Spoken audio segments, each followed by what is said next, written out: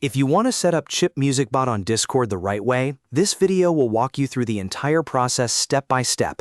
By the end, you'll know how to invite ChipBot, give it the correct permissions, join a voice channel, and start playing music in just a few seconds. If this tutorial helps you out, be sure to hit the like button and subscribe for more simple Discord tutorials just like this. All right, let's get into it. The first step is to invite ChipBot to your Discord server. To do that, open your browser and go to chipbot.gg, home. Once the website loads, look for the Invite Chip option.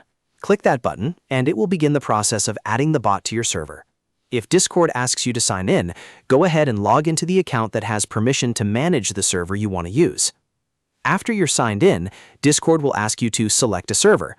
Choose the server where you want ChipBot installed, then click Authorize. This is the step that officially adds the bot to your Discord server, so make sure you are selecting the correct server before confirming.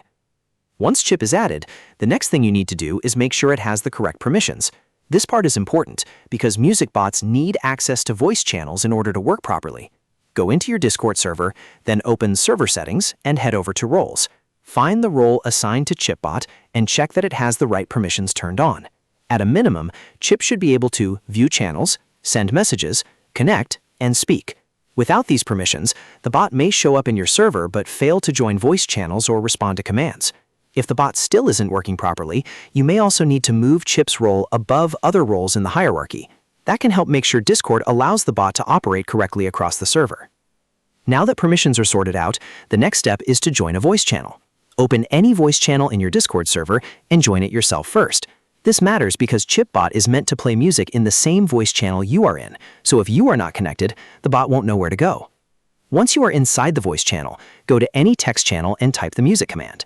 The command you'll use is /play followed by the song name. So for example, you could type /play and then the name of the track you want to listen to. After you send the command, ChipBot should start playing music in the voice channel you joined.